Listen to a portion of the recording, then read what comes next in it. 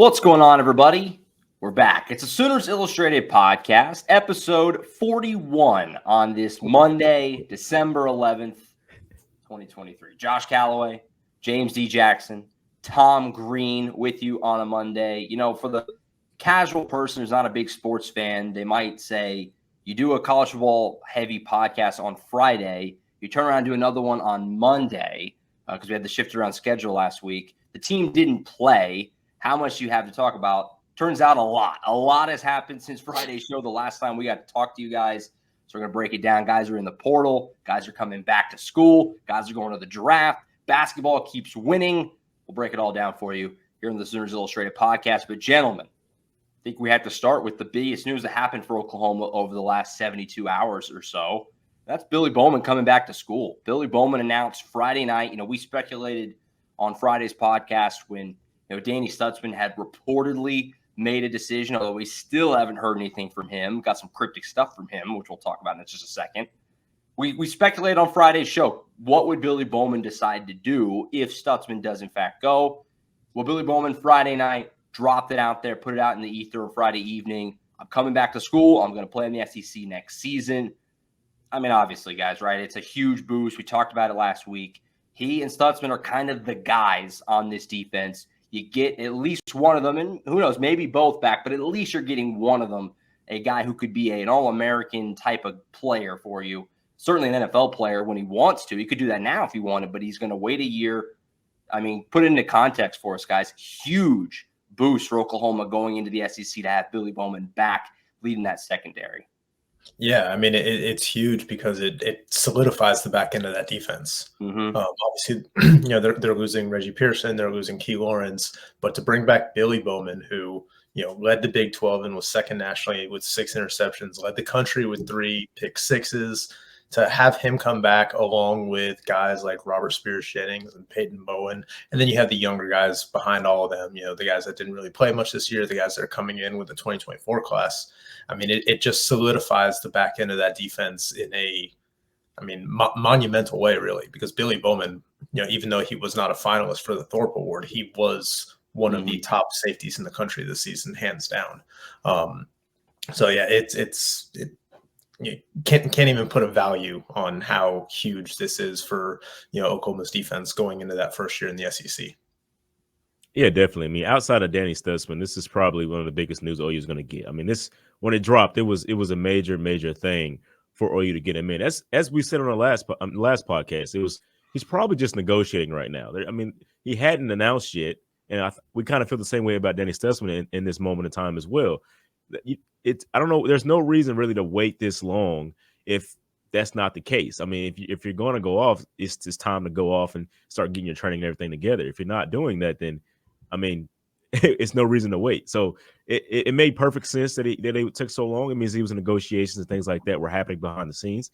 And as Tom said, OU gets one of the better players back on the defensive side. And that helps a lot when you're going into the SEC because OU's in a lot to kind of help in the trenches and things like that in this offseason so far. And now that you have a safety back there as well, that helps a lot with the secondary as you move forward. Yeah, I was a little surprised that Billy announced it like when he did, especially like 4 days earlier, saying that he was going to wait until after the bowl game and kind of wait it out and weigh his options then. So the fact that it dropped Friday was a little bit surprising, but I mean, good for him, good for Oklahoma to kind of lock that in, get him to come back and give the program a boost on a week when I don't want to say that was bad news necessarily, but like. You were losing some key guys last week, and to just kind of get that positive boost like right before bowl practices start. I mean, it's good for morale within the program, I'm sure, more than anything.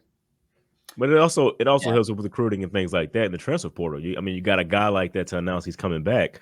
I mean, it helps OU a lot that he did it that early and get them guys to see that hey, there's still some high caliber players still here and things like that. Some of the captains that are still going to be here. So. That should help with the recruiting pitch as well. Yeah, same thing, Tom. I mean, whenever Billy was on Sooner Sports Talk with Toby Rowland and Teddy Lehman, and they asked him directly, have you made a decision? And he kind of danced around it and said, I haven't yet. I'm going to play the bowl game. That's my focus. I'll figure it out after that. A lot of OU fans saw that heard that and freaked out that he was gone. Because that is kind of an answer that a lot of OU fans have gotten used to, meaning, okay, well, then he's probably just doesn't want to say it now before the bowl, but he's going to wait and he's going to play the bowl, and then that'll be that. But no, I mean, to drop that was a big boost for Oklahoma. And now you're waiting on Danny Stutsman. Like we said, the bowl practices have started. We actually get to see bowl practice tomorrow. They're going to have an open viewing window. So we'll be able to offer something tomorrow, maybe one way or another, if we haven't heard before then. But this morning, Danny Stutsman puts on his Instagram story a picture of an empty locker with a crying emoji, a little teardrop. A lot of people took that out. I mean, at face value, that's a guy cleaned out his locker, right? But this is Danny Stutsman we're talking about, the biggest troll to ever play at OU, and I mean that lovingly. He's been a lot of fun to cover his whole career.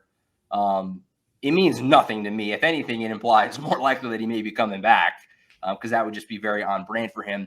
Now, by the time this show posts and anybody listens to it, he very well could have made a decision and made an announcement.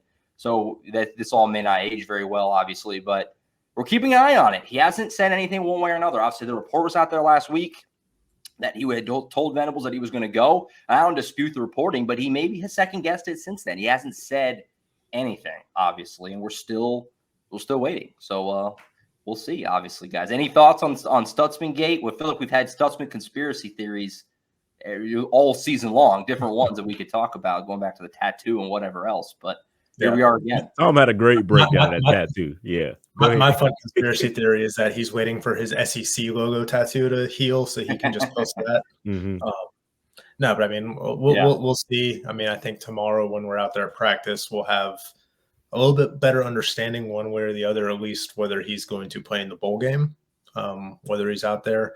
I imagine he's going to have to make a decision soon.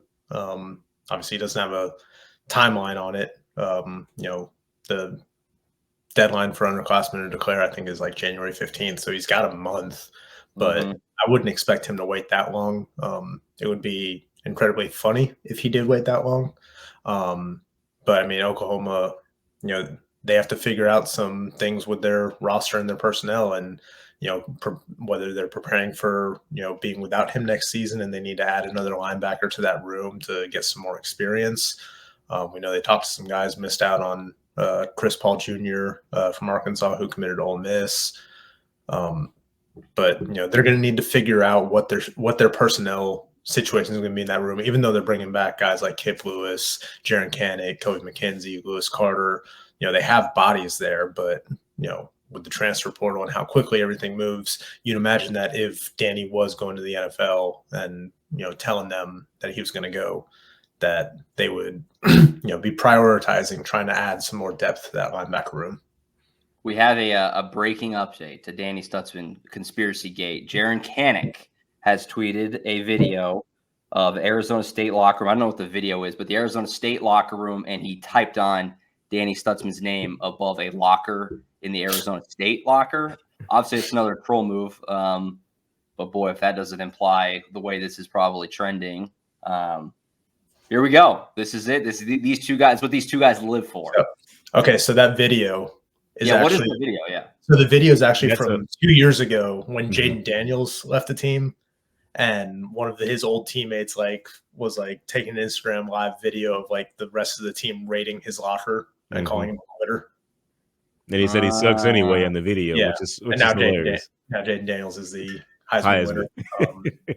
Yeah, I couldn't really hear it because I was on the podcast. Okay, so that makes sense. Do with that what you will. Be ready, folks. And obviously, it certainly seems like one way or another, Thursday's podcast we'll be able to talk at more length about what Danny has decided to do. We'll get more into it on Thursday, obviously. As far as other decisions being made, a couple guys did decide to go to the draft since last week's show on Saturday. Tom and I are sitting at the BOK Center, Oklahoma and Arkansas, and then OU lost 2/5 of their offensive line. Not unexpected, though. Andrew Raym, your starting center. Tyler Guyton, one of your starting tackles. Both hit the NFL draft officially over the weekend. Again, not expected by any means. Tyler Guyton was looked at all year as a potential fringe first-round prospect. Andrew Raym wasn't looked at that all year, but the way the year closed and then he was very open that he was training in California and things like that. It kind of became obvious. Okay, this guy is looking to the next level. Obviously, an Oklahoma guy from Broken Arrow, Andrew Raym. So they're both gone. You're losing Walter Rouse as well. So that's 3 starters along your O-line from the beginning of the year that are going to be moving on. You know, it's. I'm not going to say big blow in the sense that again, these were expected decisions, but it is still kind of like, okay, we're going to have to replace a lot of pieces here on this group going into the first year in the SEC with a first-year starting quarterback. Yeah, it's like you said, not a surprise at all. You know, it was pretty telling that both Raym and Guyton went through senior day festivities before the TCU game. I know Raym technically was a senior, but still had another year of eligibility. Guyton was a redshirt junior. So, you know, the writing's been on the wall, especially for Guyton, who, like you said, for most of the season has been a basically late first round draft projected. But it's still, you know, kind of a big loss. You know, it's something that Oklahoma was prepared for, obviously, but they're going to have to do a lot to kind of restructure this offensive line going into that first year in the SEC, because, like you said, not only are they losing Tyler Guyton, who started, you know, 9 games up front this year before Jacob Sexton took over at right tackle. They're losing Andrew Raym, who's been their starter for the better part of 3 seasons at center. Mm-hmm. They're losing Walter Rouse, who was a great transfer pickup from Stanford for 1 year. Savion Bird's in the portal. He opened the year as a starting guard. They're losing McCade Matoyer, who's out of eligibility too. So they're replacing a lot up front. Yeah, and McCade, yeah. They have they have pieces that they really like. Obviously, Jacob Sexton came on huge late in the season. Caden Green coming in like he did and just taking over that starting job at left guard. You know, Caleb Schaefer's another guy that they're losing who started a couple games and was a solid depth pickup from the portal. He's out of eligibility, but you know, they're going to need to add some pieces. They've obviously already got Spencer Brown coming in from Michigan State, so that's a big one to fill that one of those tackle spots. They still have guys like Troy Everett, who's got plenty of eligibility left and made a couple starts this year. You know, Joshua Bates, another guy that they've been high on, Heath Ozeta, guys that they really like but are still developing. It feels like they're going to need to add a couple more pieces, probably through the transfer portal, to try to, you know, bolster that starting lineup, because you don't necessarily want to go into your first year in the SEC with multiple first-year starters along that offensive line. Definitely. I mean, the good part about it is OU had a lot of rotation on an offensive line this season. So you got to see a lot of guys getting there in spurts to kind of help out. And so it gives you some reassurance on what their skill sets are, how they handle the moment, things like that. I mean, you talked about it, Tom. There's a lot of guys that are leaving and going on to different things and different paths. So it was helpful that OU got a lot of those guys in there. At the time, it seemed very worrisome that so many guys were playing. But now, at the end of the year, when all this is happening, it seems like a benefit. Oh, yeah. And I'm glad, Tom, you mentioned McCade Matoyer, because, 4 starters will be gone from this offensive line. Really? Next year, the starting 5 from the season opener is gone. Yeah. Walter Rouse, Savion Bird, Andrew Raym, McCade Matoyer, and Tyler Guyton. Like, your entire starting 5 from the start of the year is gone. And, of course, like, you know, it's not always about how the year started, it's about how the year finished. You have Caden Green and Jacob Sexton stepping in there. Troy Everett showed some good things at times this season. So they have, you know, 3 key pieces, and they're bringing in a veteran experienced tackle in Spencer Brown. So they're in a good spot. They just kind of need to solidify, you know, with 1 or 2 more pieces, figure out what they want to do with center. Is Troy Everett going to be the center? Is he going to be more of a guard moving forward, because he's played both? And see what other options are out there in the transfer portal. You can get another, you know, experienced, proven guy who's played at the Power 5 level. Which is why the Tuesday practice that we're going to get to see is going to be so beneficial, because we'll get to see a lot of what's happening, and you'll get all that scoop stuff on our website, 24/7 Sports in Oklahoma. So just watch out for that, because we're going to get all the information, all that intel as we get to see practice. I mean, hopefully we get to see that. I know we're going to be looking for it, trying to see who's the offensive line, who's out there. Who's out there. So that'll be a good to see. For sure. Yeah, I mean, like you said, I mean, they brought in Spencer Brown. You imagine, I talked about Colin on Thursday. It's a guy who started for multiple years at Michigan State as a grad transfer. You figure he's probably in line to start at one of the tackle spots. Like you said, Tom, Sexton got in there. Caden Green got in there. They like Troy Everett. So you have guys, you can kind of see it in place now, and it's December. You know, we had a long time before fall camp next year and things like that. But Yeah, the pieces are there, even though they're losing a lot. The pieces are there to still feel okay about it going into next year. Bill Beanbo's recruiting at a high level right now on that offensive line group as well. Now, shooting over transfer portal, like we said, at this time of year, a transfer portal segment is going to be pretty much in every single show. Oklahoma did make an addition. Desjon Malone, hopefully I'm saying that correctly, from San Diego State. He's a cornerback, came aboard, multi-year starter for the Aztecs. Some really nice numbers. Of course, the stat that was flying around, it was like 400 and something pass attempts, only 1 touchdown allowed, or something like that. Mm-hmm. They need another cornerback. I think that's probably the best, the biggest positive from this year for Oklahoma. You don't know what Woody Washington's going to do. I've heard nothing about Woody as far as the way that's leaning one way or another. The fact he hasn't made a decision yet gives you confidence, maybe, I guess. But Gentry Williams, while very solid, was hurt a lot. So you have to guard against that. Kaniah Walker probably didn't have the year that he was hoping for. Kendall Dolby had nice moments. And then you had some young guys, Josiah Wagner, Makari Vickers. You just need another guy, at least, that you could feel okay about or good about throwing out there. And I think Malone fits into that category. Is that kind of how you guys see it as well? And I'll probably enlist Colin on Thursday's show to really break him down a little more. But again, this was a spot that they needed to add a body. And at the very least, they did that. Yeah, I think they got someone with some good upside, but more importantly, he's got the tools. I mean, he's 6'2", 200 pounds. Like, that is the size of an SEC cornerback. Right. Like, that's the type of big-bodied corner that you're going to need to cover some of the receivers in that league. And he had really solid numbers this year at San Diego State. Opposing quarterbacks completed just 48% of their passes when he was targeted in coverage. Like you said, gave up just 1 touchdown, had 7 pass breakups and an interception. Good numbers. Honorable mention, all conference over there. We'll see how he translates to the SEC next year. But I like his measurables. I like like I said, 6'2", 200. Like those kind of corners don't necessarily grow on trees. And, Oklahoma, while they feel good about a lot of the guys that they have in that room, regardless of what Woody Washington does, bringing in someone with that kind of size and that kind of experience really, really helps bolster that room, because it was a position that, again, they like their guys. It's just they were kind of snake bitten throughout the year, whether it was Gentry, whether it was, Makari Vickers going down with an injury, Josiah Wagner was injured for part of the year too. They just need healthy bodies. And this is one that, has experience and, has played at a pretty high level so far.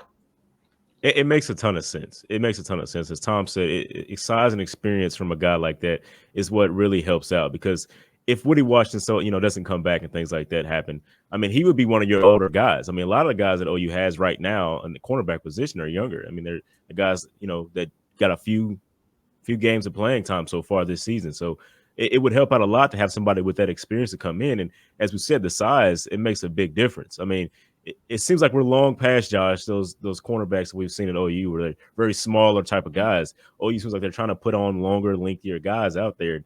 He's one of those guys. He's exactly what you want to put out there. So it's beneficial. It's very, very good pickup. I mean, it's exactly what OU needed. Yeah, and I feel like when they moved Kendall Dolby over to Cheetah this year, it kind of changed the math in that cornerback room for them. Like they were going to have to add someone else this year, especially if they're going to stick with him at Cheetah, because he played really well there. He had his moments, like you said. But to bring in, again, someone with experience who's done this before, who's played at a high level, just really adds another layer to that room as you're making the transition over to the SEC. Yeah, another guy who fits into that mold too, is a major X factor going into next year, is Jaden Rowe, who played in Tulsa Union up there, missed this entire season, got great length. He's in that cornerback room. He's a forgotten man right now because he was hurt this entire season.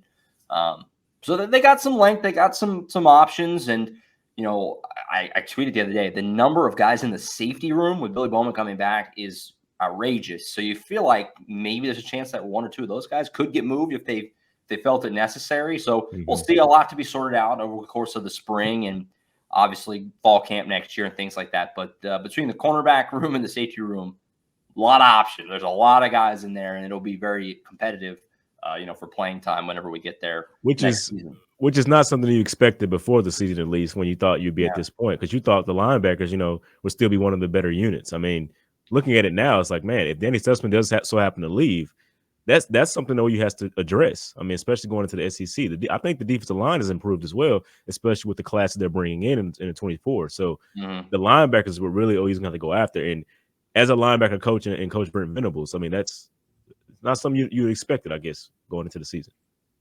Yeah, and there's still more decisions hanging out there. Those guys that we don't know what they're doing just yet on that defensive line. You know, you think like DeJoun Terry, guys like that. What are they doing? Are they back? You know, are they moving on? We don't know as of now. Still some things to be sorted out. Like Tom said, they don't have to decide for several more weeks. So still trying to piece it all together right now if you're Oklahoma. So while nobody else hit the portal for Oklahoma, still just the same 12 guys that we talked about on Friday's show. No new entrants as of now on Monday at 11:56. We did get a big decision. Dillon Gabriel committed to Oregon on, I think that was Saturday morning. He's going to the Ducks, which was expected. You know, that was our favorite. All three of us felt like that just made the most sense.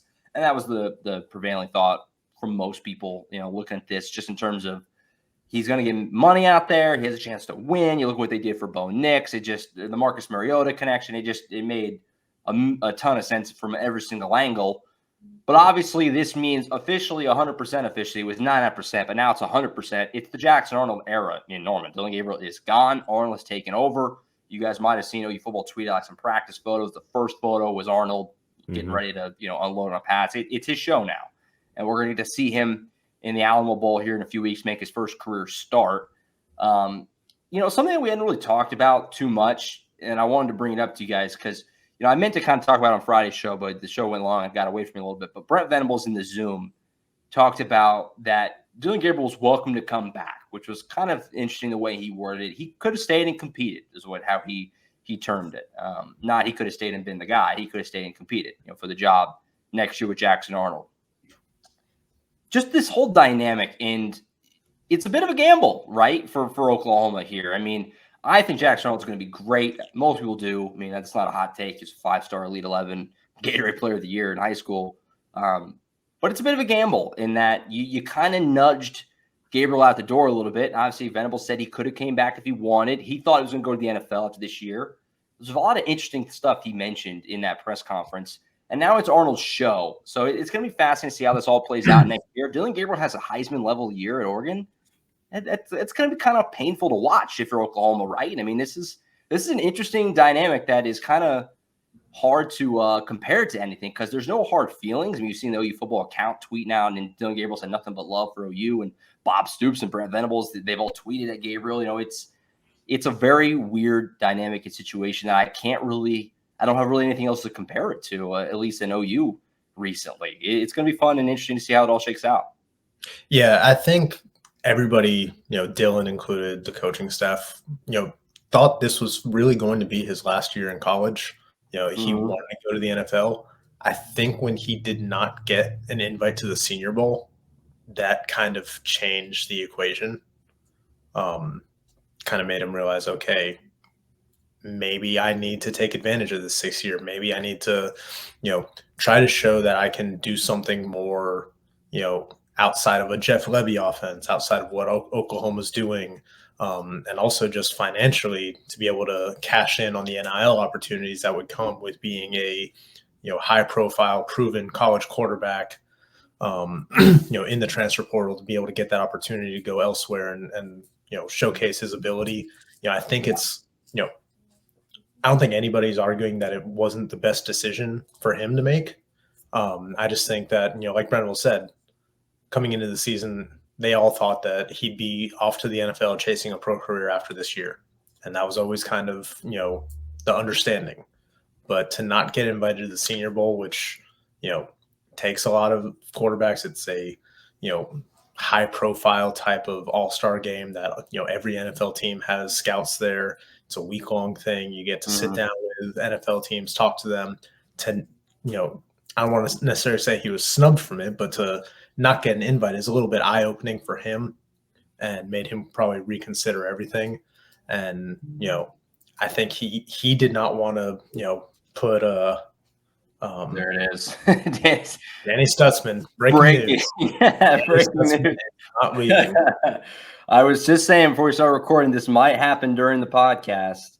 And there it is. Danny Stutsman just announced on Twitter in all caps, I'm not leaving, with a 1-minute video that I'm not going to sit here and watch on the podcast. But there you have it. Danny Stutsman's coming back. All right, this is what we wanted. Josh, Initial reaction. You got no time to prepare. This is off the dome. This is huge for Oklahoma. I mean, obviously he's been the backbone of this defense for the last 2 years. Started 24 of 25 games for the Sooners at linebacker since Brent Venables got here. You know, we saw, I don't want to say it was a fall off necessarily, but the way the defense was impacted when he wasn't out there in the second half against Kansas, when he wasn't out there in the Oklahoma State game, like we've discussed, those were their only 2 losses this season. You know, a guy who, 99 tackles, 16 for loss, which was most in the Big 12 this year. All-America honors from the Associated Press, from Walter Camp. I mean, you're bringing back an All-American to the heart of your defense to, kick off things in the SEC. I mean, it cannot say enough about how huge this is for Oklahoma's defense. So I just quote tweeted this. Side real quick. I want to get a story on the yeah. side. Go ahead, Tom. We're live figuring this out. I just quote tweeted this, and Josh, I know we talked about how he plays around a lot. I'm honestly worried. Should I listen to this video and make it should I actually listen, not just look at the caption, because he may be direction, because that would just make everybody mad. I know.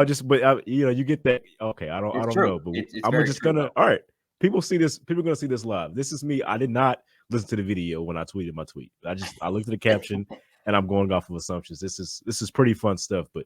Yeah, there it is. I mean, Danny Stutsman, as we said, he's the leader of this team. I mean, we talked about it. We're also talking about Dillon Gabriel at this moment. Losing Dillon Gabriel, getting Danny Stutsman back, that helps out a lot with this team. Wow. I mean, it's so impactful. And the linebacker room situation I had just brought up just a couple of minutes ago, I mean, you kind of feel a lot better about that now with Danny Stutsman coming back. I mean, that's exciting stuff for OU. You get Billy Bowman and Danny Stutsman back. I mean, it's almost the entire team that you really needed on the defensive side.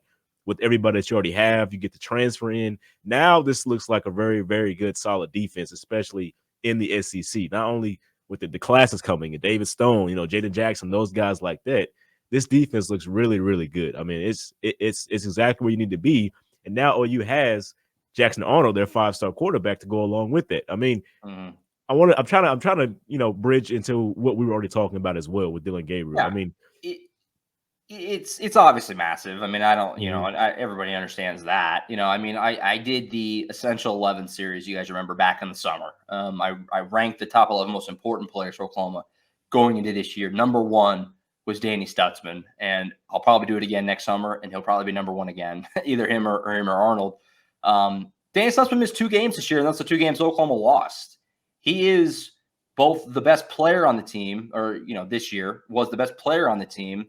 And he's also the vocal leader of the team. We all saw the speech before the Texas game and things like that. He makes the whole thing go. He is OU football. He is, through and through. And so to bring him back for a 4th year is obviously gigantic for Oklahoma next year. I mean, they have their guy in the back end of the defense with Billy Bowman, who we talked about at the beginning of the show. And now you have, your guy in the middle there with Danny Stutsman in the linebacker group. It's a humongous win for Oklahoma, and obviously, it was reported that he was gone last week, and who knows what happened in between then and now. And hopefully we get to talk to Danny at some point between the bowl game and obviously today, so we can get some more illumination on it. But how perfect is it that he trolled everyone with the photo, which is exactly like we said right at the beginning of the show. I said I think I'm more confident now because he did that, and it's amazing. It's amazing. He's a content machine. And I'm glad we get to cover him for another year in the SEC. And it just makes sense for him, too. I mean, look, it's hard to turn down going to the NFL when it's there. And for him and Billy Bowman both, it's there. They could go do it now. They could. It's there. They could get drafted and do it now.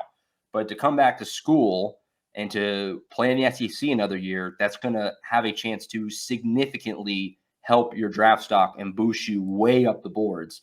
And obviously in modern college football, NIL will help you make some pretty good coin along the way. Who knows if this is, 10 years ago, pre-NIL, maybe these decisions are different. and that's part of the good part of NIL that I know a lot of old people get frustrated with NIL and what it's done to college football. It's probably helping keep guys in school longer, more than a lot maybe even realize. And who knows how much that factored in here, but I'm sure it makes it easier to turn down millions. You're going to get paid pretty well, in college still. So, and Josh, huge, I hope you get your credit too about calling the Danny Stutsman. I know it was just a feeling. It wasn't on any intel, but I know we talked about it on this podcast, which will be released in a couple of hours from now. But I put it on the board when you first texted us, Josh. I gave you your props. I gave you your credit. I said, Josh Callaway doesn't feel certain that this is the situation. He's not just leaving. That's not what this post means. Yeah. So I hope people actually recalize that and you get your credit. It's just that's not his style. That's exactly. Not his style. I've covered him long enough. You guys know, you've covered him. It's just he's a content machine. He's an all-time troll. And again, I mean that in a great way because he's a lot of fun to cover. Tom, are you back with us? It was a wild sequence. If not, I still got it. I mean, we can keep going. Gabriel, going back to the Gabriel stuff. Yeah. I mean, this kind of ties in. Sorry, I was getting that story out. I was sending out the text alert to our subscribers. That's going to be a great peek behind the curtain for subscribers who also listen and watch the podcast. I'm gonna have to get this video tweeted out here. I guess figured it out on the fly. But yeah, I mean, there you go. Danny Stutsman's back, and this Oklahoma defense is going to be really good next season because you're bringing back.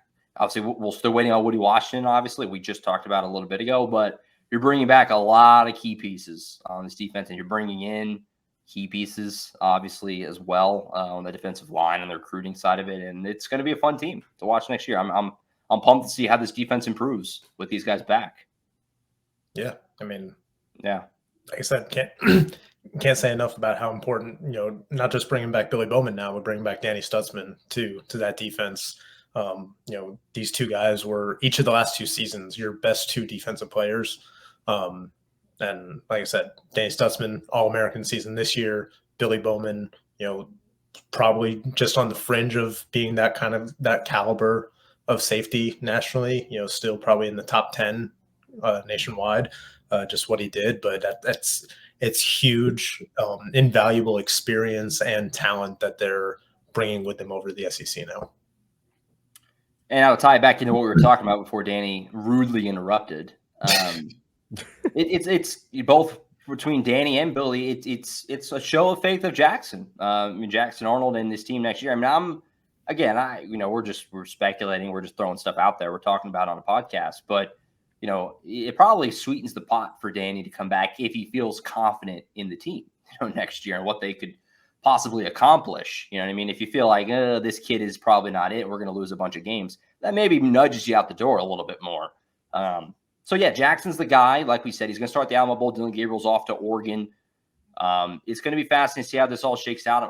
I'm excited to see Arnold get his first go of it. It's officially Arnold's season in Oklahoma, and boy, what a group around Jackson they now have going next year. We kind of talked about already a couple shows ago the skill position and skill talent around Arnold. Also, they got to figure out the offensive line a little bit, like we mentioned already on this show. But all the receivers that they have coming back, obviously Devon Mitchell coming in, they're trying to add other tight ends in the portal. The running back room is loaded. And they look over across on what they have defensively. They don't have to lean on Jackson to be the leader of the team right away. He's certainly capable and will be one of them. But you have old guys like Danny and Billy that'll help carry that load for you. Jackson is set up for success. Outside of the schedule being hard, he's set up for success. And so we'll see how it looks. It's gonna be fascinating, and we're gonna have a lot to talk about before next season starts. It's gonna be a fun off season, I think, around here. There isn't a lot for OU fans to have to worry about now. I feel like in the position groups, and that's just based off of what we know now. I mean, OU still has one more commitment in the 24 class to get a couple of more transfers that they want to get. But as of right now, this is exactly where you want to be. You got your linebacker, you got your safety. You also got Peyton Bowen, who's a 5-star guy. He was incredible on special teams.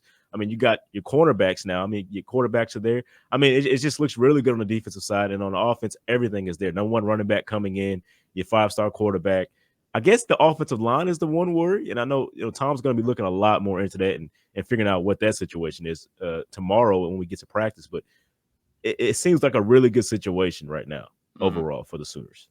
Yeah, I mean, the offensive line is a big question, obviously, just because, like we said, what you're losing there. And And I'm curious to see what it looks like in the bowl game. We'll get a look at that. Because I do think a couple of those seniors are still going to be around, like Walter Rouse. I expect him to play in the Alamo Bowl. Just, speaking to him, later in the season, he never played. Like, none of his teams at Stanford ever qualified for a bowl. So this is like the one opportunity that he's going to get to play in a bowl game. And I know he was in that one of the pictures that the team tweeted out on Saturday going up against PJ Adebaware there in drills. So I would expect him to still be there at left tackle, but I think there's still questions about this offensive line, which, it gives you some concern when you're bringing in a new starting quarterback going in that league. I think they'll obviously figure it out. They have, 10 months to get everything sorted out.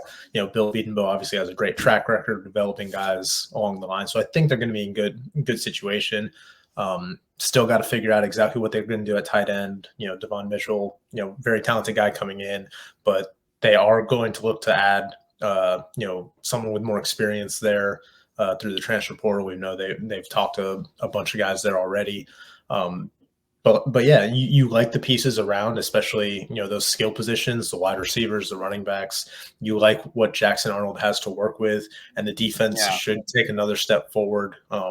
Still got to fill some holes along the defensive front there on the line, but you feel really good about the back end of that defense.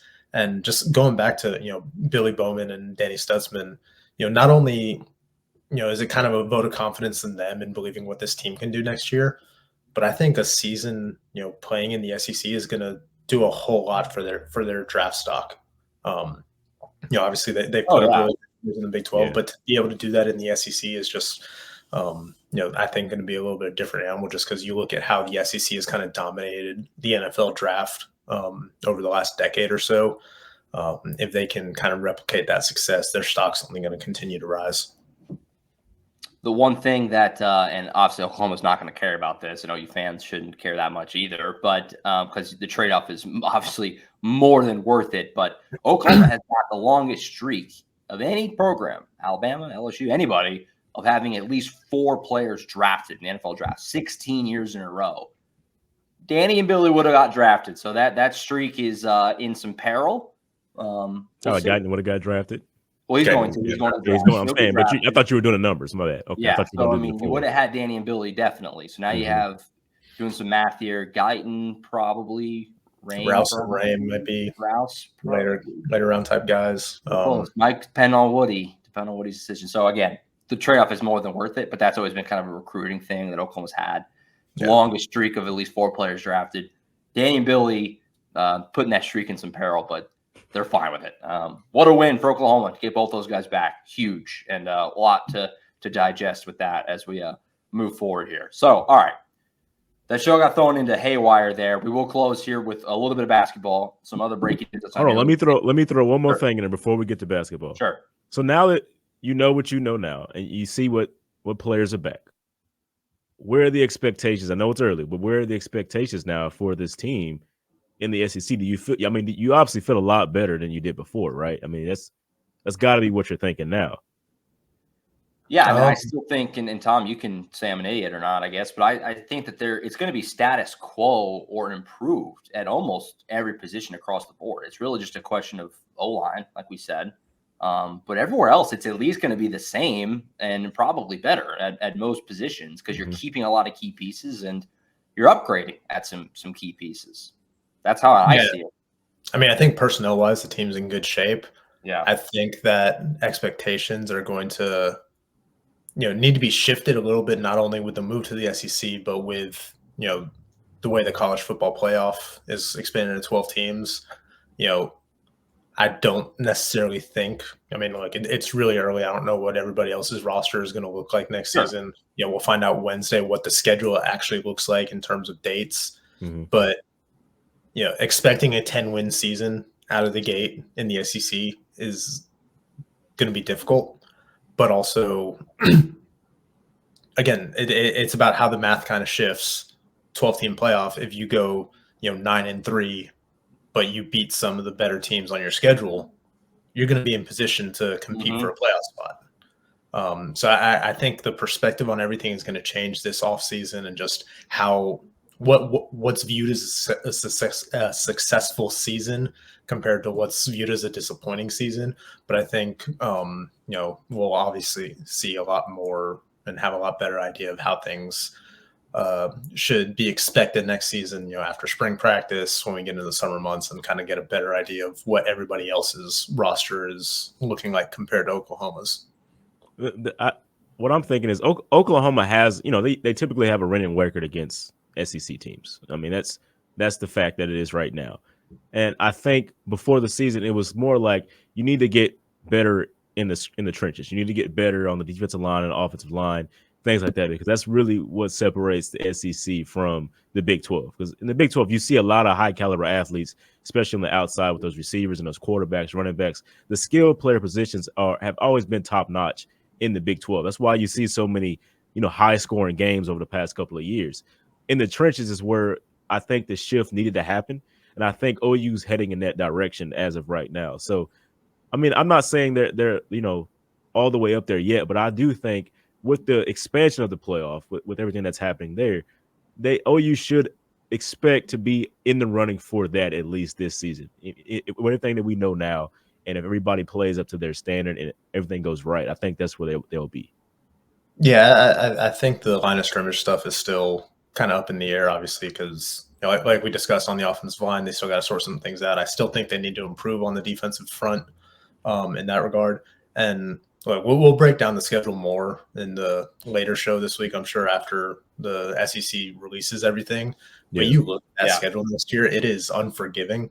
Nobody expected Missouri to be as good as they were this year, but Oklahoma's going to have to go to Missouri. They're going to have to go to Ole Miss, which was a top 10 team. They're going to have to go to Auburn, which, again, wasn't great this year, but it's a team that pushed Alabama and, even pushed Georgia late in that game this year.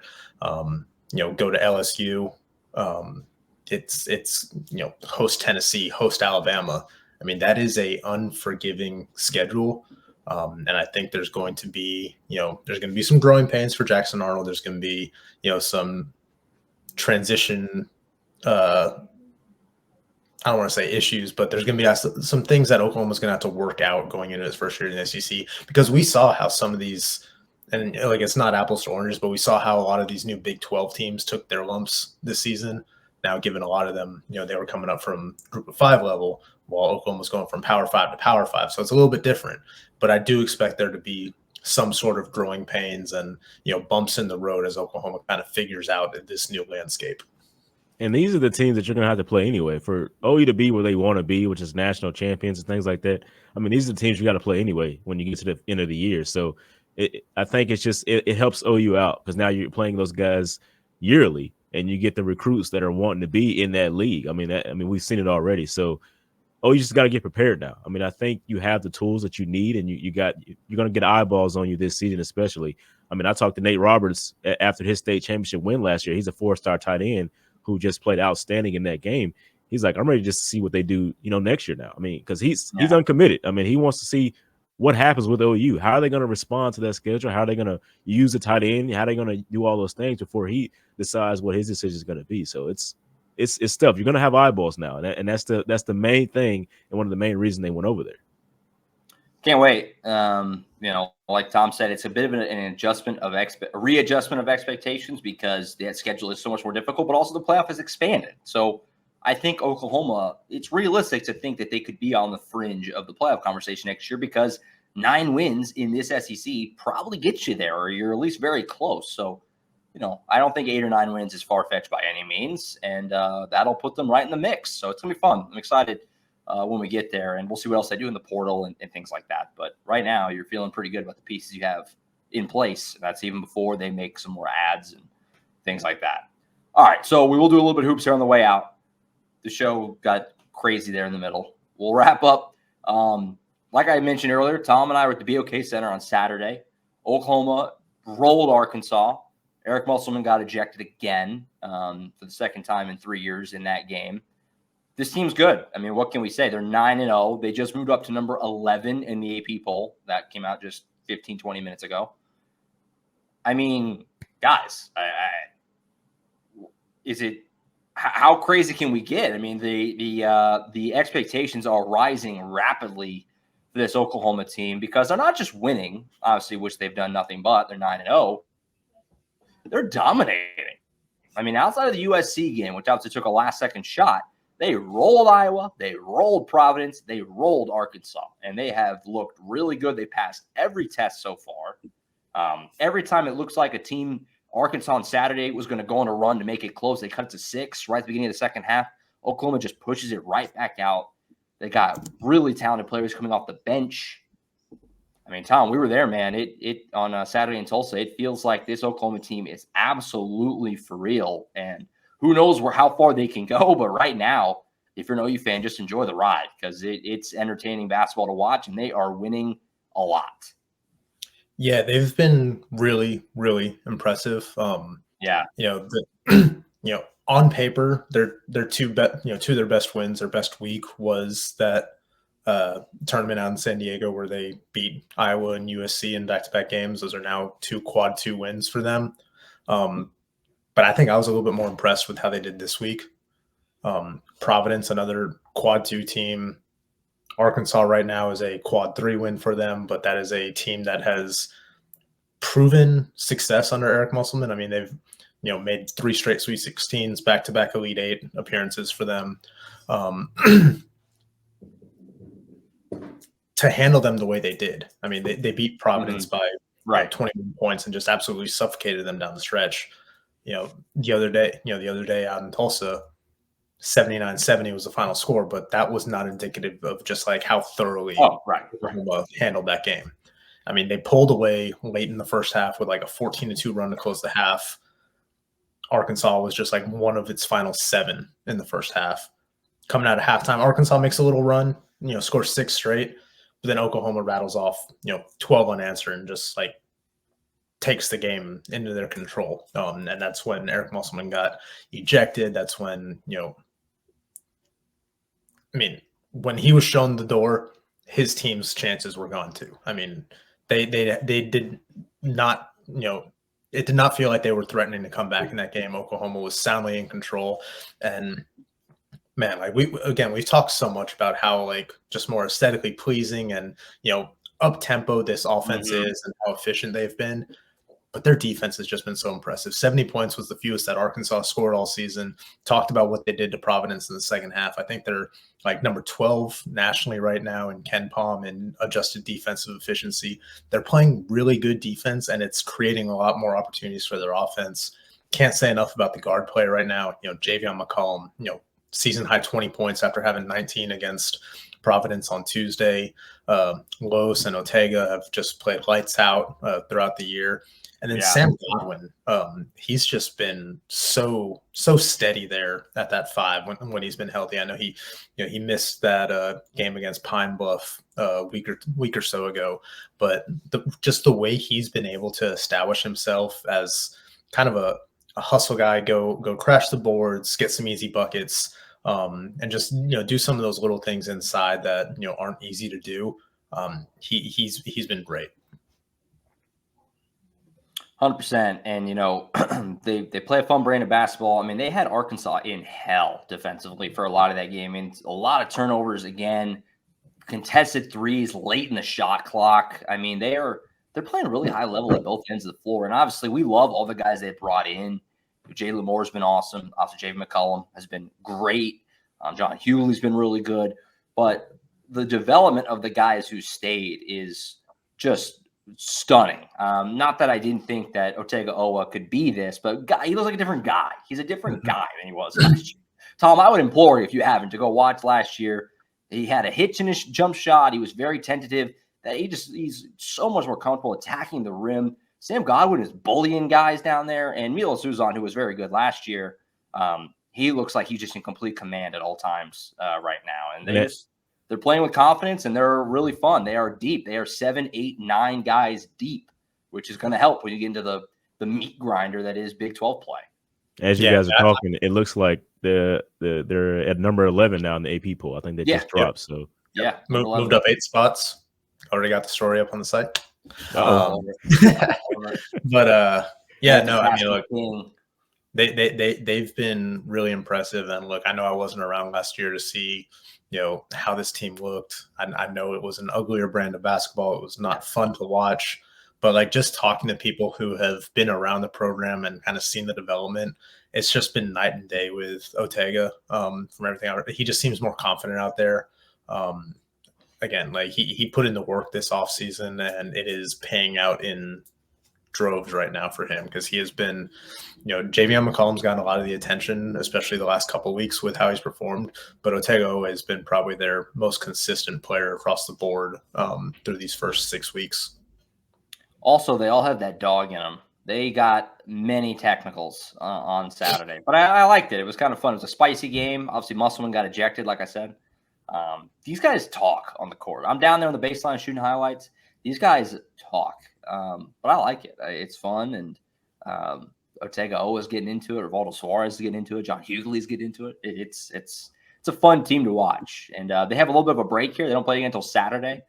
Green Bay coming in on Saturday, and then North Carolina. That's the big one, hanging out there in Charlotte next Wednesday.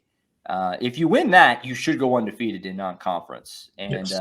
You will certainly have a top 10 ranking at that point, and that's crazy, and it's exciting. So long way to go. So far, so good. I spoke with the top prospect in Oklahoma, Dayton Forsythe. He's already signed to OU. Yeah, what's he saying? Is he like, dang, this looks great? He's like, I think they got a chance come March, man. I think they have the capabilities to do this, man. They really do. He's watching it. He's watching it closely. He knew about the big game with Arkansas beforehand. He knew all that. He's paying close attention, and he's like, man, I think they got a chance. I like what they're doing out there. I see what's going on the court. It's just, it looks pretty fun. So I mean, like, that shows you already. I mean, this team is exciting. They're fun to watch, and Dayton Forsythe said he says they got a chance, but they're ready. They're ready to do it. It's not something you would have said last year for sure. There's no inkling of that. Now it's a whole different ball game. Absolutely fun team, and we'll obviously be all over it the whole rest of the way. Long way to go. It's gonna be fun. All right, the show went way longer than I thought it was going to. It looks like we're gonna have a nice 35 minute tidy program, and Danny Stutsman had other ideas. Anything else I missed? I think we covered most everything. It's wild times around here. We're back on Thursday. We'll hit whatever else happens between now and then. Just from Friday to Monday, we had about a million things to talk about. So give it a few more days, and we'll be back locked and loaded and ready to go on Thursday. Open practice, like we said, coming up tomorrow. So keep an eye out on the site. And, of course, the YouTube channel. I'll have a practice video up tomorrow afternoon around 1:30, somewhere in there. I want to get a look at Jackson Arnold and what these guys look like. Danny Stutsman, presumably, possibly in pads out there running around. Keep an eye out for that on the YouTube channel. And then we're going to talk to players as well tomorrow. Don't know who we'll get. Maybe Jackson, maybe Danny, maybe Billy. I don't know. We'll find out. We'll have some VIP practice observations for our subscribers on the site shortly after we get off the field. So. And plenty of stuff coming down the pipeline. A lot more intrigue now with this Alamo Bowl, just from the last week of decisions. So plenty to be excited about, plenty to look forward to. Absolutely. And then we'll have Brent Venables coming up on Friday afternoon as well. So get to talk to him about all of this as well here in just a few days. So lots of fun stuff coming up. So be sure to keep up with us both on the site, of course, Sooners Illustrated, Oklahoma.247sports.com, and on the YouTube channel, if you're watching the show right now, right here, Sooners Illustrated, Oklahoma 24/7 Sports YouTube channel. That's it for now. We'll be back Thursday. We'll catch you then. For Tom Green, James D. Jackson, I'm Josh Callaway. We'll see you guys Thursday for the next edition of the Sooners Illustrated podcast. We can never have a short sale. See you. Never.